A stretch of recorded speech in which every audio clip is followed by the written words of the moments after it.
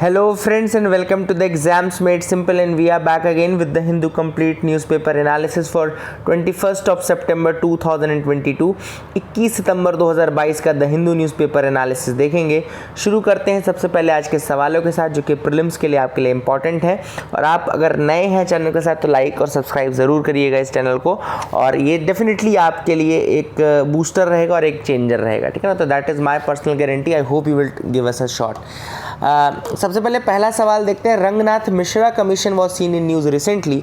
आपको बताना है कि रंगनाथ मिश्रा कमीशन जो था वो किस संदर्भ में या किस कंटेक्स्ट में न्यूज़ में था। तो दिस इज क्वेश्चन नंबर 1। इसके ऑप्शंस आपके सामने हैं स्क्रीन में।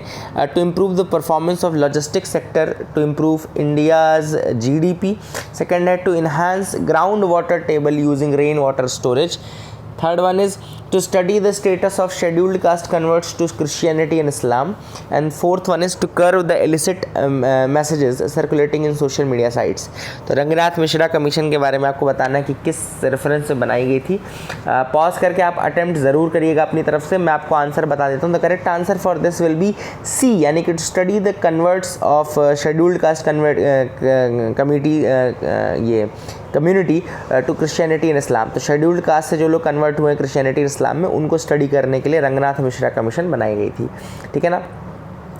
Second question is with reference to the consumer price index consider the following statements.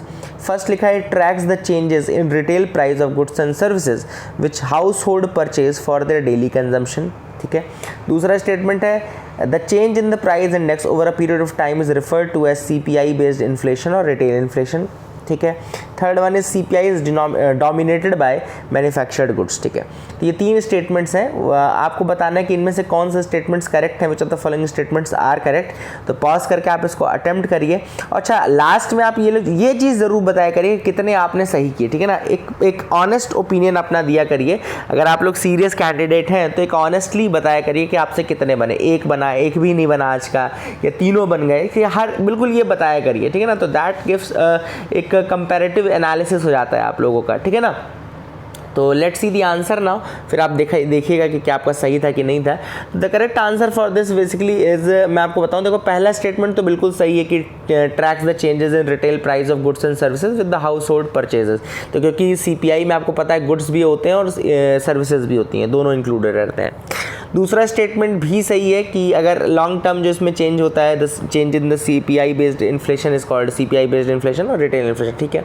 तीसरा गलत है, it is not dominated by the manufactured goods, rather it is dominated by the primary, जो आपका food articles होता है, ठीक है ना। तो ये सीपीआई तो है वो फूड आर्टिकल से वो रहता है, और आपका जो डब्ल्यूपीआई है उसमें मैन्युफैक्चर्ड गुड्स ज़्यादा रहते हैं। अभी मैं आपको न्यूज़ में एक बार बता दूंगा, एक बार ये न्यूज़ मैंने उठा ली है, आई विल टेल यू। तीसरा सवाल देखो आपके लिए लिखा है कंसीडर द फॉलोइंग प्रोडक्ट्स। तो एक फेमस आर्ट क्राफ्ट है और उसके एसोसिएटेड स्टेट्स लिखे हुए हैं। अब आपको बताना है कि इनमें से करेक्टली मैच्ड कितने पेयर्स हैं, how many pairs are correctly matched. First लिखा है गुलाबी मीनाकरी और लिखा है उत्तर प्रदेश। सेकंड लिखा है डोकरा आर्ट, ऑप्शन लिखा है बिहार। कुल्लू शॉल और लिखा है अरुणाचल प्रदेश। एंड अरान मूला कन्नड़ी और लिखा है केरला। तो आपको बताना है कि कितने पेयर करेक्टली मैच्ड हैं। Only 1 pair, only 2 pairs, only 3 pairs या ऑल 4 पेयर्स। तो this is a good question, इसको आप अटेम्प्ट करिए, है ना। तो आई थिंक इसमें 2 ही पेयर हैं जो करेक्टली मैच मुझे दिख रहे हैं। Yes, the answer is B. तो यहाँ पे गुलाबी मीनाकरी आपका उत्तर प्रदेश, ये बिल्कुल सही है। डोकरा आर्ट आपका छत्तीसगढ़ में है।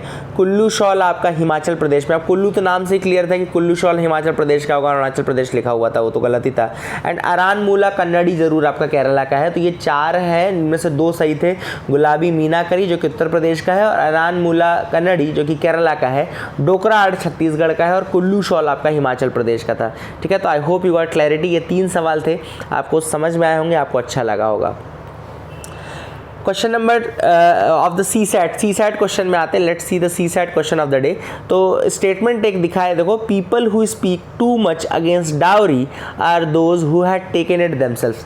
जो लोग डाउरी के बारे में सबसे अधिक बोलते हैं, ये वही लोग हैं जिन्होंने डाउरी ले रखी है, ठीक है ना। तो कंक्लूजन में 2 लिखे हैं। पहला कंक्लूजन लिखा है it is easier said then done. Second statement कह रहा है पीपल हैव डबल स्टैंडर्ड्स, ठीक है ना। तो this is again a good question. आपको बताना है कौन कौन से कंक्लूजन फॉलो करते हैं, 1 कंक्लूजन 2 बोथ या दोनों नहीं फॉलो करते हैं। तो इसका आंसर मैं आपको बता देता हूँ, let me tell you the answer, आप इसको मैच कर लीजिएगा कि आपके थिंकिंग से सही पड़ रहा है कि नहीं। इसका आंसर होगा मेरे हिसाब से दोनों conclusion, both of the conclusion follow, both conclusions follow, ठीक है ना। तो इसको मैच कर लेना। अब आप लोग अगर गलत कर रहे हैं तो इसको थोड़ा प्रैक्टिस करिए इन सर ये चीज़ों की, यही यूपीएससी पूछता है, ठीक है ना। तो people who have spoken too much against dowry are those who have taken it themselves. तो इसका मतलब है कि it is easier said than done, कहना आसान है करना कठिन है, बिल्कुल सही बात है। एक कंक्लूजन तो ये हो गया। दूसरा पीपल हैव डबल स्टैंडर्ड्स, बिल्कुल ये भी सही स्टेटमेंट है क्योंकि डबल स्टैंडर्ड की ही का ही शोकेस हो रहा है इसमें, तो ये आपका हो जाएगा, ठीक है ना। I hope you got clarity regarding the CSAT question. जो लोग यूपीएससी 2023 की तैयारी कर रहे हैं और जो लोग अभी स्टैटिक पार्ट को नहीं समझ पा रहे कि कहाँ से पढ़ना है कैसे पढ़ना है, मैं डेफिनेटली उनको सजेस्ट करना चाहूँगा कि जो हमने सीरीज़ स्टार्ट की है यूपीएससी प्रीलिम्स के लिए 2023 के लिए, आप उसको अगर ज्वाइन करें तो that can become a great deal for you. बहुत ही अच्छे तरीके से आपको उसमें समझ में आएगा। लगभग 50 लेक्चर उसमें हो चुके हैं ऑलरेडी। सारे लेक्चर्स आप देख सकते हैं। एंशिएंट का पार्ट हमने कंप्लीट कर दिया है, जियोग्राफी में फिजिकल वाला पार्ट कंप्लीट कर दिया है, पॉलिटी में फंडामेंटल राइट्स तक हो चुका है, एंड इसके अलावा आई थिंक इकोनॉमी चल रहा है, तो इकोनॉमी में भी काफ़ी अच्छे तरीके से हमने कंप्लीट कर लिए चीज़ें। तो आई hope you people will give इस अ शॉट। अगर आपको तैयारी करनी है अच्छे से, आप करना चाहते हैं तो आप ज़रूर ज्वाइन करें, नीचे डिस्क्रिप्शन कमेंट में लिंक है, ठीक है ना। मूव करते हैं न्यूज़ एनालिसिस पार्ट में। सबसे पहले फ्रंट पेज की न्यूज़ देखते हैं। देखो 2 न्यूज़ हैं, दोनों न्यूज़ में आपको हेडिंग तो पढ़ के बताता हूँ, बहुत ज़्यादा एग्जाम पॉइंट ऑफ व्यू से इंपॉर्टेंट नहीं है, लेकिन आपको लोकेलिटी के बारे में पता होना चाहिए। चाइना रिमेन्स अ formidable challenge says navy chief. तो नेवल चीफ ने कहा है हमारे कि चाइना जो है एक फॉर्मिडेबल फोर्स के रूप में आए। देखो लैंड पावर के रूप में चाइना को हम सभी जानते हैं, we know China is a land power, but याद रखेगा कि China was never a naval power. China कभी भी एक नेवल पावर नहीं था, but now China has been increasing its naval power from the last 6-7-8 years. पिछले 7-8 सालों में चाइना ने बहुत ज़्यादा अपनी नेवल पावर को स्ट्रॉन्ग करने की कोशिश की है, एंड यहाँ पे तरीका लिखा है कि किस तरीके से उन्होंने किया है, that thing they have achieved. देखो लिखा है the naval chief has mentioned that China has continuous presence in the Indian Ocean region since 2008 using anti piracy operations as the region. तो एंटी पायरेसी ऑपरेशंस के नाम पे China जो है 2008 से लेकर के अपनी प्रेजेंस जो है वो बना करके रखा हुआ है। कहाँ पर? इंडियन ओशियन रीजन में, ठीक है ना। इसके अलावा आपको रिसेंटली पता होगा कि चाइना ने अपना बेस बनाया था जिबूती। आपको पता है ना जिबूती क्या है? Djibouti is a horn of African country, है ना, अफ्रीका की कंट्री है। और अगर आपको आप जानते होंगे 4 कंट्रीज़ हैं जो कि हॉर्न ऑफ अफ्रीका में आती हैं, वो हैं सीड कंट्रीज़, ठीक है ना। ये देखो सीड कंट्रीज़, तो जिबूती हो गया, सोमालिया हो गया, एरित्रिया हो गया और इथियोपिया हो गया। तो ये सीड कंट्रीज़ जो हैं ये आपकी they are the Horn of Africa countries में कहलाती हैं। और जिबूती जो है वहाँ पे चाइना ने अपना बेस बनाया था। न केवल चाइना ने यहाँ पे बेस बनाया, इसके अलावा आपको ग्वादर पोर्ट के बारे में पता होगा, you must be aware about the Gwadar port जो पाकिस्तान के साथ उन्होंने बनाया है, ठीक है ना। और इसके अलावा श्रीलंका में आपको पता होगा कि हम्बन टोटा पोर्ट है जिसको कि उन्होंने लीज पे ले लिया है। म्यांमार में उन्होंने इसी तरीके से किया। तो नेवल प्रेजेंस जो है चाइना अपनी इंक्रीज करता जा रहा है, ठीक है ना। तो that is the first news. दूसरी यहाँ थी ग्रेजिंग लैंड्स जो है they are turning into buffer zones between China and India. अब आपको पता होगा कि लद्दाख वाला रीजन में जो घोघरा वाला रीजन है और जो ये वाला रीजन है कुमरोंग वैली वाला रीजन है, वहाँ पे बहुत ज़्यादा अभी इन लोग का डीमिलिटराइजेशन तो हुआ है, मिलिट्री हट रही है, पुल आउट कर रही है, लेकिन धीरे धीरे वो सारे लैंड्स जो है पहले जो ग्रेजिंग ग्राउंड्स थे वहाँ के कैटल के लिए, वो सारे अब बफर जोन में कन्वर्ट हो जा रहे हैं। तो यहाँ पे एक पॉइंट लिखा हुआ है, इसको याद रख लीजिएगा, कुगरांग वैली। अगर आपसे कोई पूछता है कुगरांग वैली कहाँ पर, तो ये लद्दाख वाला वही पेट्रोलिंग पॉइंट 15, 16, 17 वाला रीजन ही है, कुगरांग वैली। तो ये नाम था चूंकि, तो मैं आपको बता देता हूँ कुगरांग वैली, इसको याद रखिएगा। अगेन मैं रिपीटेड मैप है लेकिन फिर से दिखाना चाहूँगा आप लोग को। सबसे ऊपर आपका काराकोरम पास है, फिर उसके बाद दौलत बेग ओल्डी बिल्कुल ऊपर ये यही वाला रीजन है जहाँ पे आपका सियाचिन भी होगा, यहाँ पे NJ 9832 वाला पॉइंट होगा, ठीक है ना। फिर यहाँ पे गालवन वैली आती है, ये पेट्रोलिंग पॉइंट 14 के पास आती है। Ghoghra hot spring patrolling point 15 के पास आता है। उसके बाद यहाँ नीचे आपका पेंगोंग का नॉर्थ बैंक होगा, फिर पेंगोंग का साउथ बैंक होगा। तो ये एक ज़रूर याद रखिएगा। और इसी के साथ एक देप्सांग प्लेन याद रखिएगा कि ऊपर, ये दौलत बेग ओल्डी के पास ही आपकी ये देपसांग प्लेन भी जो रीजन है ना, ये ऊपर ही है, देपसांग प्लेन वाला रीजन ऊपर है, ये गलवन वैली नीचे है और पेंगोंग का नॉर्थ ब्लॉक नीचे है, ठीक है ना। तो और ये घोघरा भी नीचे है। तो ये नॉर्थ तो साउथ ये भी ऑर्डर याद रखेगा कि देपसांग ऊपर, फिर गलवन, फिर हॉट स्प्रिंग, फिर नॉर्थ बैंक ऑफ पेंगोंग, ठीक है। तो ये आप इतना याद रखिएगा। अब आज जो एक मैंने क्वेश्चन पूछा था होलसेल प्राइस इंडेक्स और कंज्यूमर प्राइस इंडेक्स, उसका बता दूं कि होलसेल बेस्ड प्राइस इंडेक्स तो ये वो प्राइस है जिसमें होलसेल से जो प्रोडक्ट्स हैं, गुड्स हैं, वो लिए जाते हैं, और कंज्यूमर प्राइस इंडेक्स वो है जिसमें कंज्यूमर खरीदता है, ये तो आपको पता होगा। दूसरी चीज़ याद रखिए कि होलसेल इन्फ्लेशन रेट जो रहता है और जो सीपीआई को आप रिटेल इन्फ्लेशन भी बोलते हैं, सीपीआई को ही रिटेल इन्फ्लेशन में सीपीआई लिया जाता है, ठीक है ना। अब एक और चीज़ इसमें याद रखिएगा, जो बेसिक डिफरेंस है, मैं पहले आपको इन दोनों का वो दिखा देता हूँ कि इनमें किसका कंपोनेंट कितना है। तो अगर मैं WPI है, WPI की बात करूँ तो उसमें मैन्युफैक्चर्ड गुड्स का जो परसेंटेज है, वेटेज है, वो 64.23% है, सबसे ज़्यादा उसमें मैन्युफैक्चर्ड गुड्स का है। फिर प्राइमरी आर्टिकल्स का सेकंड नंबर पे आता है जिसमें 22% आता है, एंड फ्यूल एंड पावर जो आता है वो 13.15% आता है। तो अगर आपको ये जानना है कि 100% में से सारी कमोडिटीज़ के कितने परसेंट क्या है, ये वेटेज कितना है, तो मैन्युफैक्चर्ड गुड्स का 64.23% है आपके WPI में, ठीक है ना। तो सबसे ज़्यादा मैन्युफैक्चर्ड गुड्स में। दूसरा, अगर मैं CPI की बात करूँ तो CPI में ज़्यादा देखो कंपोनेंट्स हैं, लेकिन यहाँ पे सबसे ज़्यादा जो बड़ा कंपोनेंट है वो है food and beverage, 45.86% food and beverage आपका सबसे बड़ा कंपोनेंट है। फिर मिसलेनियस सर्विसेज जो हैं, सर्विसेज 28.32% की हैं। फिर उसके बाद हाउसिंग 10% का है, फ्यूल 6.84 का है, क्लोथिंग एंड फुटवेयर 6.53 है, पान टोबैको इंटॉक्सिकेंट 2.38 है। तो सबसे बड़ा जो है फूड एंड बेवरेज हो गया। तो ये दोनों का डिफरेंस क्वेश्चन में पूछा था मैंने। इसके अलावा एक और चीज़ याद रखिएगा, जैसे कि आपको दिख भी रहा होगा, जो CPI है उसमें आपको सर्विसेज एंड प्रोडक्ट्स दोनों, गुड्स एंड सर्विसेज दोनों दिख रहे हैं, लेकिन जब WPI अपन ने देखा था तो वहाँ पे केवल आपको गुड्स दिख रहे थे, सर्विसेज नहीं दिख रहे थे। तो ये भी एक बड़ा डिफरेंस है जो कि आपको याद रखना है। अब एक जो इम्पॉर्टेंट न्यूज़ और है, PM प्रणाम स्कीम। तो एक लिख लीजिएगा ये लोग, ये चीज़ आप, PM प्रणाम स्कीम। तो it is basically to reduce the use of chemical fertilisers by incentivising the states. Union government has plans to introduce a new scheme PM Pranam. तो याद रखिएगा, ये केमिकल फर्टिलाइजर्स का यूज़ कम करने के लिए स्टेट्स को इंसेंटिवाइज करने की स्कीम है, यूनियन गवर्नमेंट ने इंट्रोड्यूस की है in order to incentivise the scheme for reducing the use of chemical fertilisers. PM Pranam नाम है, PM promotion of alternate nutrient for agriculture management योजना। क्या नाम है? PM promotion of alternate nutrients, वही है, केमिकल फर्टिलाइजर्स को एलिमिनेट करना है, तो alternate nutrients for agriculture management योजना। अब याद रखिएगा, PM प्रणाम के अंतर्गत क्या है, the proposed scheme intends to reduce the subsidy burden on chemical fertiliser. जो केमिकल फर्टिलाइजर्स का सब्सिडी बर्डन है गवर्नमेंट का, उसको भी कम करना चाहता है, ठीक है ना। This burden should be decreased further, ठीक है ना। एंड वही है कि इसके लिए अल्टरनेट न्यूट्रिएंट्स की व्यवस्था की जाएगी, है ना, जो भी है सब्सिडी भी सेव की जाएगी और अल्टरनेट न्यूट्रिएंट्स के द्वारा जो केमिकल फर्टिलाइजर्स का यूज़ है उसको भी कम किया जाएगा। तो ये दो चीज़ें आपको मैंने बताई यहाँ पे, WPI CPI बता दिया। इसके अलावा मैंने आपको यहाँ पे PM प्रणाम स्कीम के बारे में बताया, देन अपन ने चाइना और घोघरा और ये रीजन मैप दोबारा से देखा, ठीक है ना। EWS के अगेंस्ट केस चल रहा है, आपको पता है कि EWS कोटा जो था उसके अगेंस्ट पिटिशनर्स ने केस किया था सुप्रीम कोर्ट में। तो सेंटर ने वहाँ पे अब इसको EWS कोटा को डिफेंड करते हुए आप सबको बता दूं, वहाँ पे ये बोला है कि देखो SCs and STs have been loaded with benefits of affirmative action. Affirmative action आप सबको पता होगा कि हमारे यहाँ there is a theory of affirmative action, मतलब कि जो कम्युनिटीज सोशली एजुकेशनली बैकवर्ड है उनके बेनिफिट के लिए हम ऑलरेडी काम कर रहे हैं। बहुत सारे स्टेप्स ऐसे जाते हैं जो आर्टिकल 15 आर्टिकल 16 के कॉन्ट्रावीन जाता है, लेकिन वो अफर्मेटिव एक्शन के कारण वो सही माना जाता है, ठीक है ना।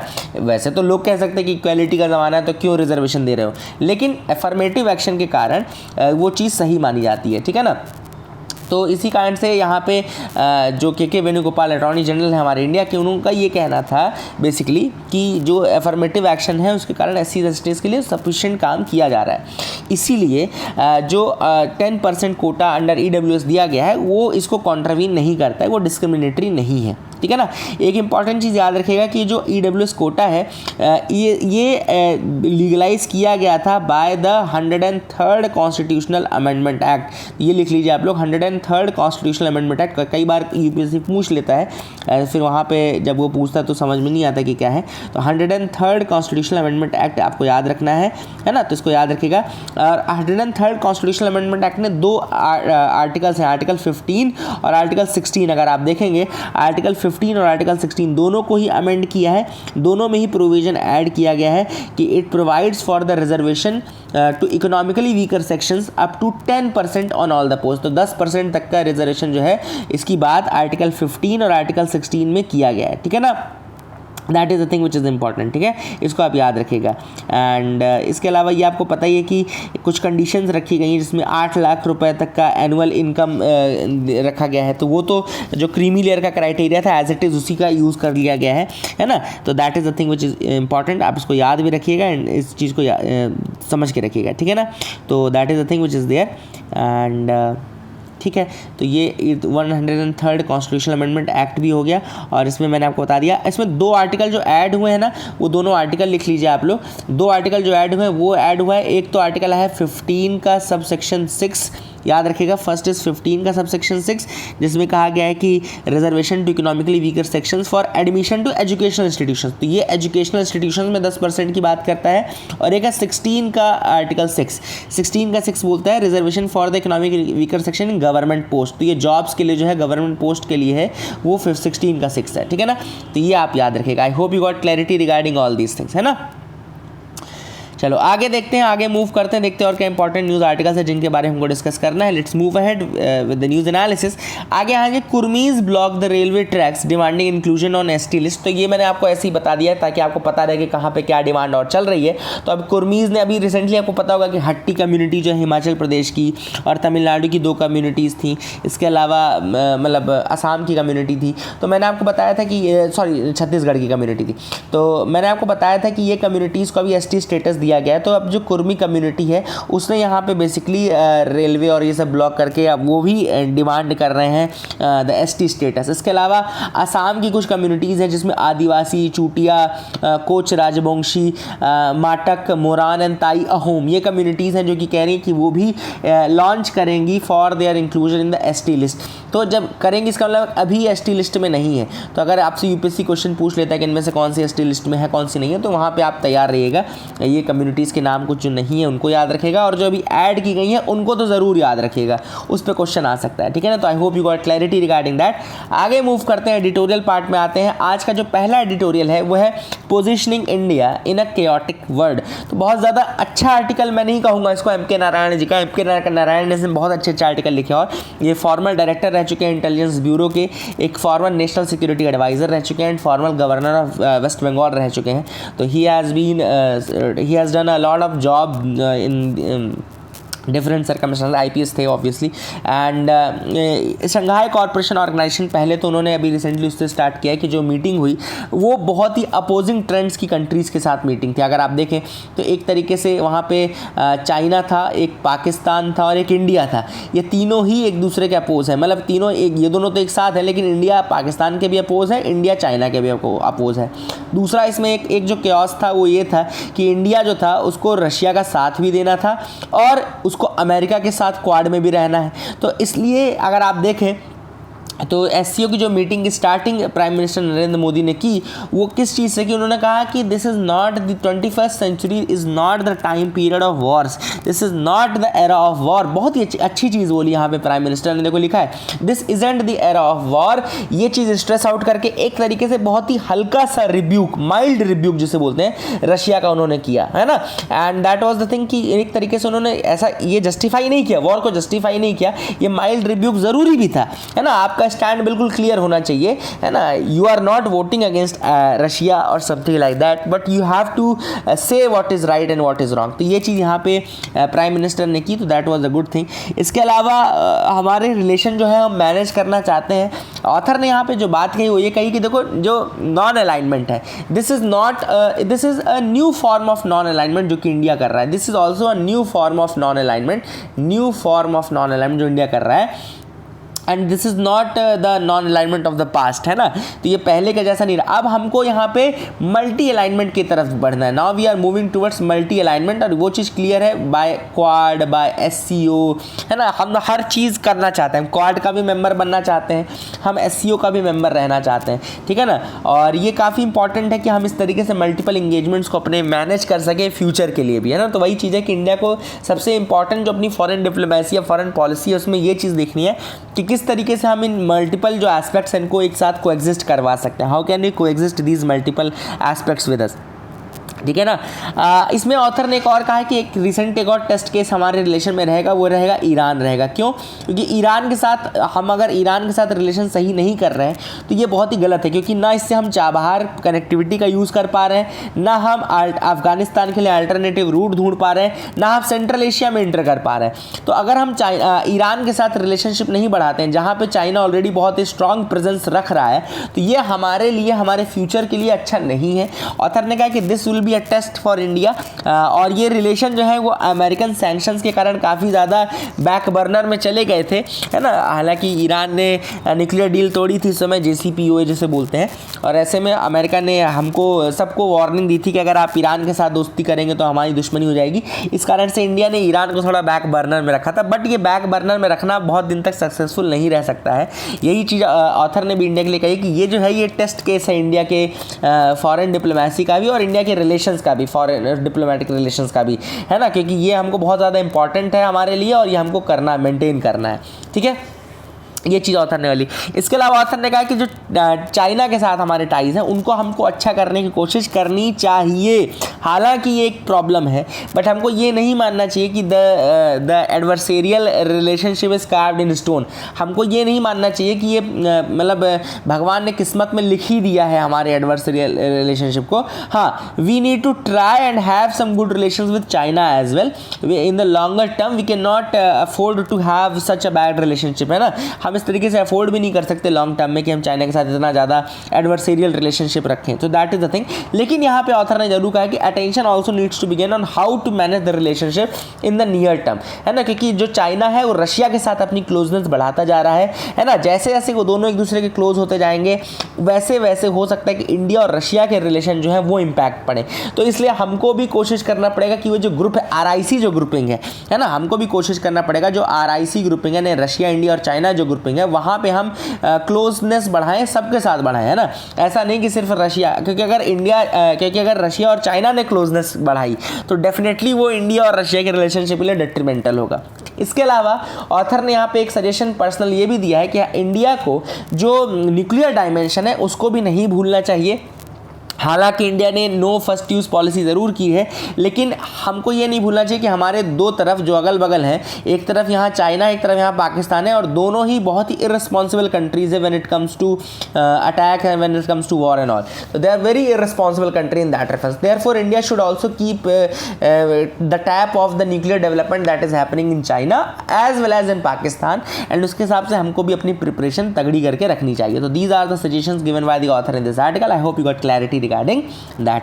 आगे मूव करते हैं। यहाँ पे अगला जो एडिटोरियल है वो है a blow for dignity, conversion therapy should be duly criminalise. यहाँ पे ऑथर ने यहाँ पे बात की है कन्वर्जन थेरेपी के बारे में। अभी रिसेंटली आपको मद्रास हाई कोर्ट का डिसीजन पता होगा, ऑब्जर्वेशन पता होगा, S Sushma versus commissioner of police 2021 case. This verdict prohibited the conversion therapy in Tamil Nadu and the court suggested that action should be initiated against the professionals involving themselves in any form of conversion therapy. यहाँ पे Madras high court ने ज़रूर एक decision दिया था तमिलनाडु के लिए, जिसमें उन्होंने कहा था कि कन्वर्जन थेरेपी पूरी तरीके से बैन होनी चाहिए और जो लोग इसमें इन्वॉल्व हैं उनके अगेंस्ट एक्शन लेना चाहिए। तो यहाँ पे ऑथर ने कहा कि देखो इंडिया के लेवल पे ऐसा कोई लॉ अभी तक नहीं आया है, यानी CRPC IPC या इंडियन लेवल पे ऐसा कोई लॉ नहीं आया है जो कि कन्वर्जन थेरेपी को इस तरह से करता हो। हालांकि नेशनल मेडिकल कमीशन अगर आप देखो, which is the apex regulatory body on the medical professionals, उसने ज़रूर डायरेक्ट किया है recently to all the state medical councils to ban the conversion therapy. उसने, याद रखिएगा, जो नेशनल मेडिकल कमीशन है, एपेक्स रेगुलेटरी बॉडी है मेडिकल प्रोफेशनल्स की इंडिया में, उसने रिसेंटली डायरेक्ट किया है सारे स्टेट मेडिकल काउंसिल्स को कि वो कन्वर्जन थेरेपी को पूरी तरीके से बैन करें under the Indian medical council professional conduct etiquette and ethics regulations 2002। याद रखिएगा कौन से रूल्स हैं, Indian medical council professional conduct etiquette and ethics regulations 2002 के तहत सभी स्टेट मेडिकल काउंसिल्स को कहा गया कि वो बिल्कुल ये जो थेरेपी है कन्वर्जन थेरेपी इसको बैन करें।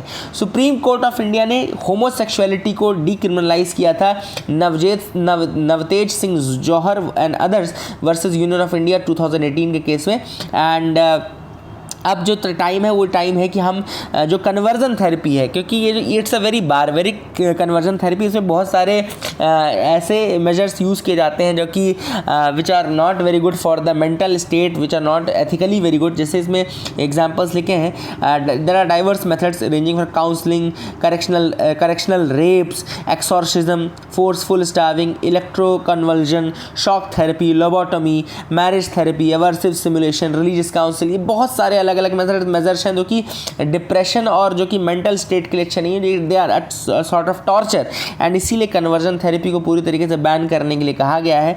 Those who are performing it they must be duly criminalised, and इसीलिए ऑथर ने यहाँ सजेशन दिया है कि इंडिया को सेंट्रल लेवल पे एक लॉ निकालना चाहिए जिससे कि वो पूरी तरीके से इसको क्रिमिनलाइज करें।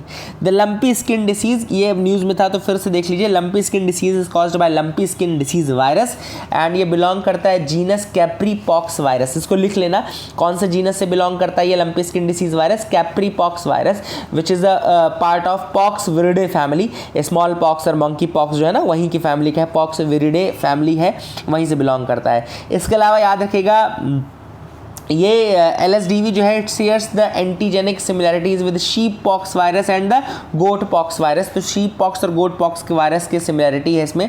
इसके अलावा एक आते हैं कि ये जूनोटिक डिसीज नहीं है, is a very important thing. Lumpy skin disease is not a zoonotic disease, क्योंकि जूनोटिक डिसीज वो होती है जो एनिमल से ह्यूमन्स में ट्रांसमिट होती है, बट चूंकि लंपी स्किन वायरस डिसीज जो है वो एनिमल से ह्यूमन में ट्रांसमिट नहीं होती, that is the reason why it is not a zoonotic disease. It's a vector borne disease spread by the mosquitoes, biting flies, ticks and usually affects the host animals like cows and water buffalo। तो cows and water buffalo को करता है effect, vector ज़रूर इसमें होता है लेकिन ये जूनोटिक डिसीज नहीं है।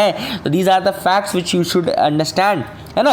And disease can spread through direct contact with vectors और through contaminated food and water, ये दोनों ही तरीके से स्प्रेड हो सकता है। And it can spread through animal semen during artificial insemination. तो ये आर्टिफिशियल इंसेमिनेशन के टाइम में भी है ना ये स्प्रेड हो सकती है। तो that these are the things which are there.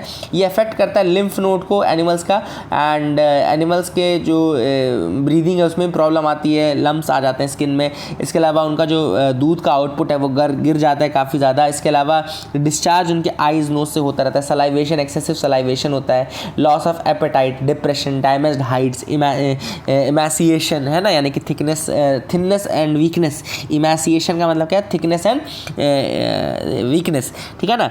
इसके अलावा इनफर्टिलिटी, अबॉर्शंस, ये सारी चीज़ें होने लगती हैं, ठीक है ना। अब एक क्वेश्चन ये पूछा गया था क्या जो उसका दूध होता है वो कंज्यूम करना सेफ़ है या नहीं, तो अभी तक तो ऐसा कुछ देखने को नहीं मिला है कि उसमें कुछ इफेक्ट हो, लेकिन हाँ उसको अगर हम पाश्चराइज करते हैं या उसको गर्म करते हैं तो फिर उसके जो वायरस के वो हैं वो पूरी तरीके से ख़त्म हो जाते हैं।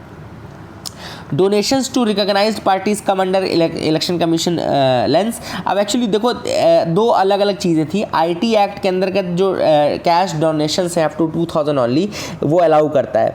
आईटी एक्ट जो है केवल 2000 तक के ही कैश डोनेशंस अलाउ करता है। वहीं पे रिप्रेजेंटेशन ऑफ पीपल्स एक्ट जो है वो 20,000 तक के इलेक्शन डोनेशन जो डोनेशंस है उसको कहता है कि आपको 20,000 के ऊपर के डोनेशंस की इंफॉर्मेशन सबमिट करनी पड़ेगी।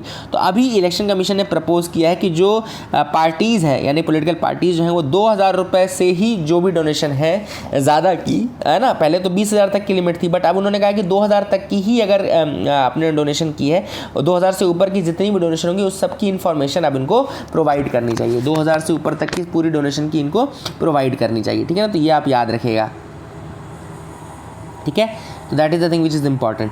अनरिकॉग्नाइज्ड पॉलिटिकल पार्टीज़ क्या होती हैं, एक चीज़ याद रखिए, अनरिकॉग्नाइज्ड पॉलिटिकल पार्टीज़ क्या होती हैं, तो these are either newly registered parties, either या तो नई रजिस्टर्ड पार्टीज़ हैं, who have not secured enough percentage of votes in assembly और जनरल इलेक्शन, या तो न्यूली रजिस्टर्ड है या तो ऐसी पार्टीज़ हैं जिन्होंने